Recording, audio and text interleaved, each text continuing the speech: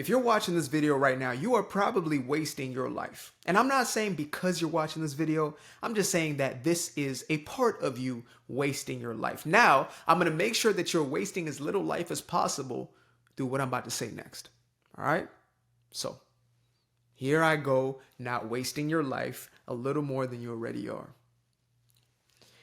If you are not intentionally investing your life force, we can call it time, energy, attention, focus, whatever it may be. If you are not intentionally investing that into the thing that you desire most, the thing that you say you're aspiring towards, the thing you want to be, the person you want to become, if you're not intentionally going towards that, it is a waste of your life. Like I remember reading, I think it was Bob Dylan or somebody like that, right? If it's not him, then so be it. Whoever it was, you'll get your credit one day. He said, if you are not spending every single day of your life, no, that's all he said. He said, if you don't know what you were born to do, you should be spending every single day of your life trying to figure that out. And that's something that took me maybe 25, 26 years to actually internalize. Like I knew the quote and I knew these cute little sayings about purpose and doing what you're here to truly do and pursuing what it is that brings you life. I knew about all of this mentally, cognitively, logically for a very long time. But it took me 25 to 26 years to get to a place where I said, no, I'm going to live that. Every single day, there's going to be at least one intentional step towards the individual I want to be. And the reason for that is because there's no other way to get to the individual that I truly want to be, which is the person who has the life, who does the things that I envision, right? This grand vision of myself. And you might be watching this right now thinking, I have no grand vision, I have no purpose, and that's the problem. No, the problem is you have not sat with yourself long enough, with yourself, not with your phone, not with Netflix, not with none of that mess. You have not sat with yourself long enough to figure out what it is that you've always wanted to do. Aside and apart from what everyone else wants for you, aside from what your mama said, what your daddy said, what your family, friends, whoever thinks, your society may have standards, but you have not taken enough time to separate yourself from those voices and to get back to the standard that you have for yourself. Because every single one of us has a clear-cut definition of what success feels like and looks like for us, right? It's something we've cultivated through living, but yet we hide from it, or we hide essentially from ourselves. And I'm telling you right now, if you continue to take unintentional steps towards your life, you are wasting your life. Your life is here for your creation. Your life is here so you become everything that you wanted to be. And I know they're not going to tell you that. They can't tell you that at your job because then you'll stop working at the job. They'll tell you that you can be all you want to be within the corporation. They'll tell you can be all you want to be as long as you clock in, clock out. They'll give you the incentives. They'll give you the benefits and the bonus and the this. And they'll give you those things. I promise you, if you're working at a job at a 9 to 5, they are going to incentivize you to stay if you're worth keeping. And if you're worth keeping, I'm telling you right now, what you're investing into that company, if you invested just even a damn iota of it into yourself, your entire life would change. And I'm seeing the fruits of that right here, right now, at this very moment in my life. I cannot make this up. I finally made a decision one day. I said, I'm applying for these jobs. I'm going to these companies. I'm doing this, that, and the third. First, is this really what I want to be doing? Like, if I had to do this for the rest of my life, would I actually be doing this? Absolutely not. Okay. If I had the choice to do anything I wanted to make as much money as I wanted, what would that look like for me? And then I started to find it more clearly. But what really got me, and it was real practical, it's not even out here, is if I use the skill sets I have right now and put them all towards myself, right? All of my resources towards me, building me. So, okay, you have an ability to speak. What if you use that and got in front of this camera and created, your own channel, your own stream of consciousness, your own stream of revenue, etc. What if you just use this voice and got out, okay, well, I can do that. I can give it to a company, right? I can maybe be a salesman for a company for some type of product, or I could be the greatest salesman of me and my beliefs and essentially my ideas into the world that I believe are going to make the greatest impact on people's lives. What if I did that, right? That's step number one.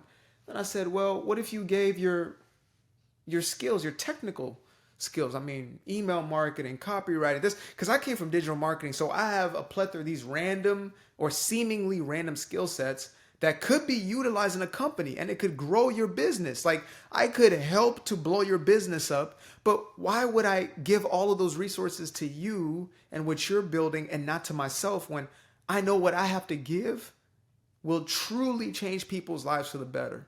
Like if you have a recipe for something and you know that you're working for a company whose recipe is subpar,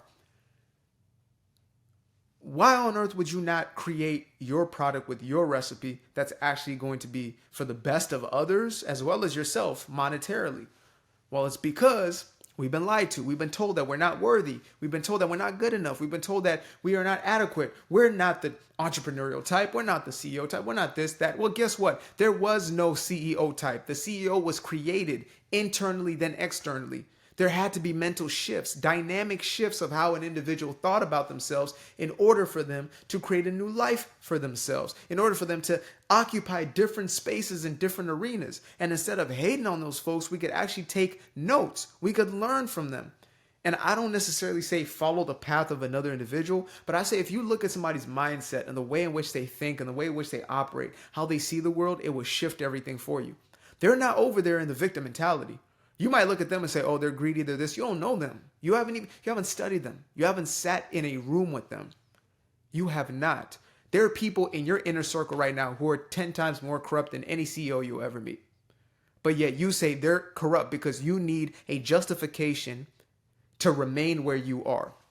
That's what that is. I know it's a brutal truth. I'm not here to sugarcoat. Look, if you're looking for somebody to tickle your fancy, well, I actually don't know what that fully means. But if you're here for somebody to simply tell you what you think you want to hear, they say like tickle your ear or something like that. I think that's the saying.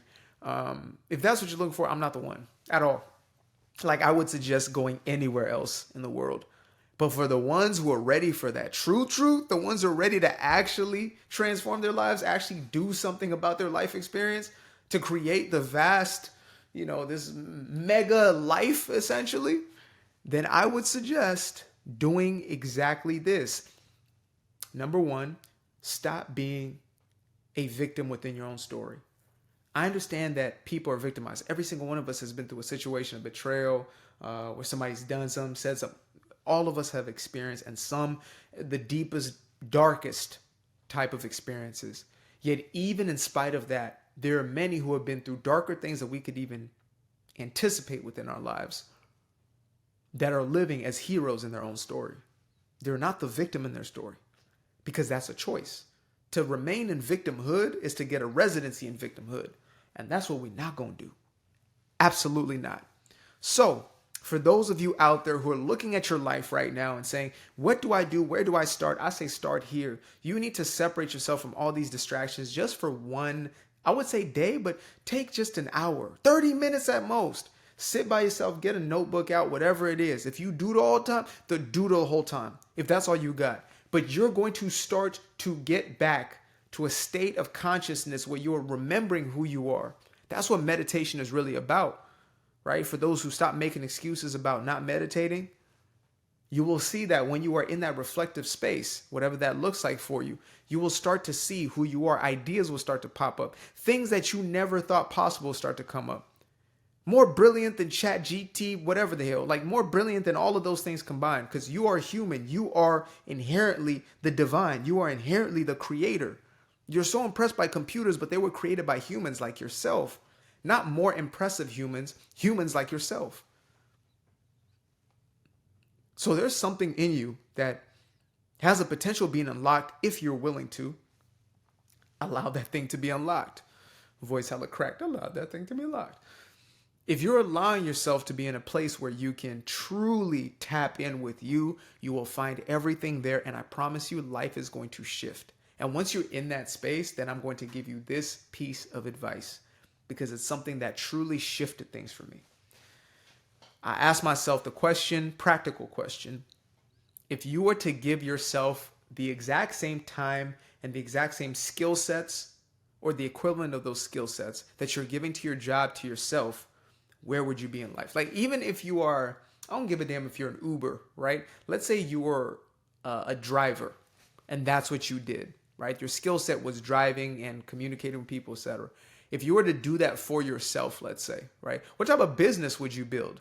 because you're choosing the prices, you're choosing the clientele, this, that, and the third. So maybe you might become somebody who's driving, I don't know, a limo, right? Or private escorting or something. Not that type of escort, different type of escort. You could start to branch out and realize that, oh man, my destiny is truly in my own hands. Even with the skill set like driving an Uber, even janitorial services. Do you know how many people have decided to start a janitorial service because they were cleaning themselves and they created a multi-million-dollar business out of that janitorial service? I promise you, go look it up right now. Go look up millionaire janitor service, millionaire janitors. Go look it up. Go look it up. Not the dude from the Cheetos, not that dude, because that was an innovation outside of his current skill set. But nevertheless, still a janitor who became a multi-millionaire. But still, if you were just to take your skill set and your current time allocation, right? That's a big one as well. How much time are you giving to that job? And I don't want you to do it weekly. I want you to do it by year.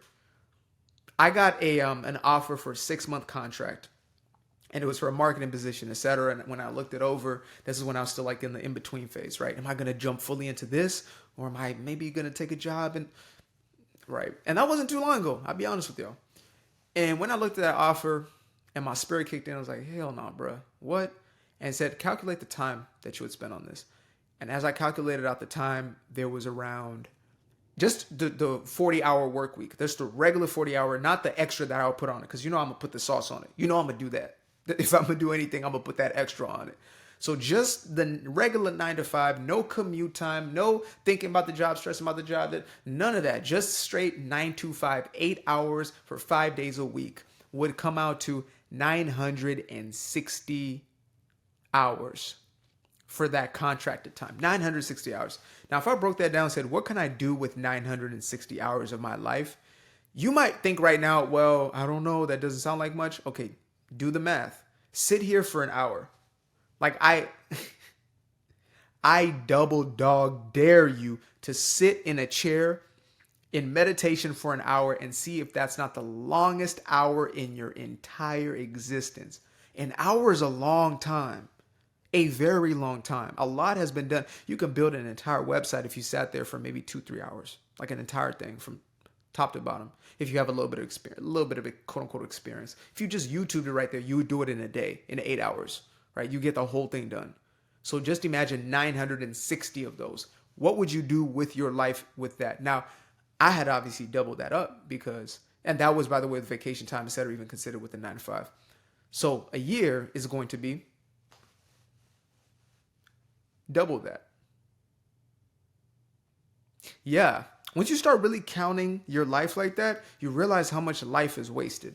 And so again, in this video, you could have very well just been using this as a means to waste away life, or you could take this and apply it and actually do something about your life. And if this was the last video you ever watched with my face on it or with anybody's face on it, I would be better off for it. I really would, because we would have another person out there truly pursuing greatness, period. Now, for those who believe this is an investment in themselves and not a waste of time, not just hiding behind what you're supposed to be doing, I published my first book, Doing Me Guilt-Free. Doing Me Guilt-Free. Make sure to get yourself a copy, only if it's going to be an investment into you and not a way for you to escape from your reality. Create it, don't escape it. All right? Love you guys.